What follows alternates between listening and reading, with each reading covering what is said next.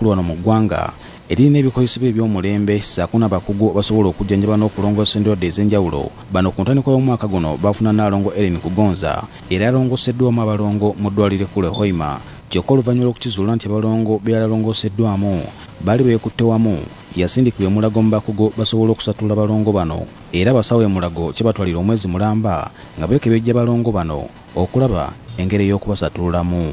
Era wano we twabafuna e Mulago twabawa ekitanda ne tutandika okukola enkiiko zaffe ng'abasawo n'okukola ttiimu enaasobola okubagatulula. Ttiimu eno yali nnene nga mulimu abasawo ab'ebifaananyi abatuyambako okuba okumanya biki ebyegasse munda yaabwe.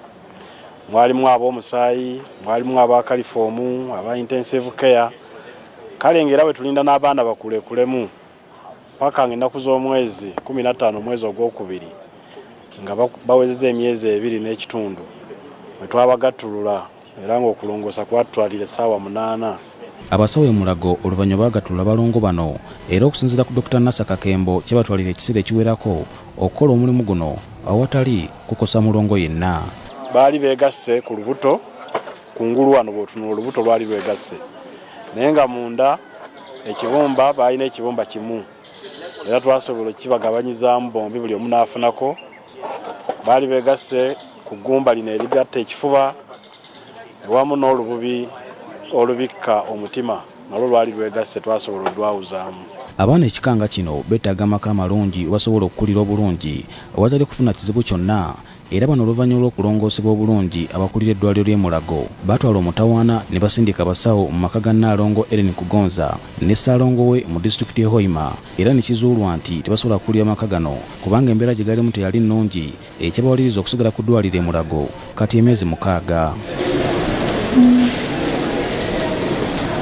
Embeera eno ewaliza ekitongole ky'obwannakyewa ki Abeetaaga for Humanity ekirina Omukago n'Obwakabaka okuzimbira abantu ba Kabaka ennyumba ez'omulembe era bano baddukidde balongo bano ne babazimbira ennyumba ey'omulembe mu disitulikiti y'e Hoima basobole okukulira mu bulamu obweyagaza. Join us when we are groundbreaking for the construction of this house and also launching it, handing it over to this family. We need to be a part of this journey until the end, and we should expect more than just a home.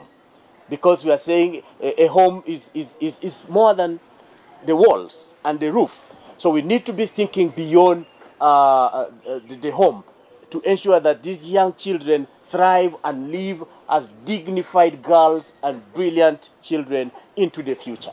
Robert Atim agambye nti Obwakabaka bwa Buganda bo bayambe nnyo okutuuka ku muntu asookerwako era abantu ba Kabaka bangi bayambiddwa. I would like to appreciate the Buganda Kingdom. We actually had the minister who was going to join us in this campaign because they have committed in our partnership to be able to raise every year about 50 homes. We are going to be building 50 homes in partnership with the Kingdom of Buganda. Nnaalongo Ellen Kugonza yeebazza abasawo e Mulago olw'okukolesa obukugu nga batasaba na Uganda ne yeebaza ekitongole kya Abeetaaga for Humanity olw'okubadduukirira. Nsanyuse nnyo olw'okubanga kandooze yali nkola ya Mukama Katonda go ge mazima tetwali mu mbeera nnungi nga bw'okimanyi.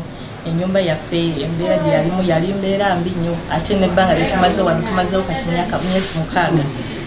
Kati engeri y'ennyumba gyebaddewo nga temulimu bantu yongedde okubeera mu mbeera ennyo era mpulira nnyo essanyu beebale nnyo Mukama abaddiyo bambi beebale okubeera n'ekisa eky'okutwagala.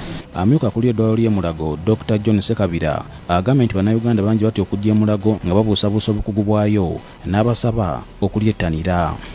Ate era neebaza ne gavumenti yaffe okuteekawo embeera nti n'abaana bano basobola okulongoosebwa wano kubanga okulongoosebwa kuno kwa bbeeyi nnyo ate kwetaagisa ebyokukola bingi, theatres, intensive care units ne wards abaana bano basobola okujjanjabibwa. Ebyo byonna bikoleddwa olw'okuba nti nno gavumenti yateekamu ssente nnyingi nnyo okuba nti bikolebwa. Posiano Mukiibi, BBS Telefina. Nnyo Mukiibi olw'emboozi eyo.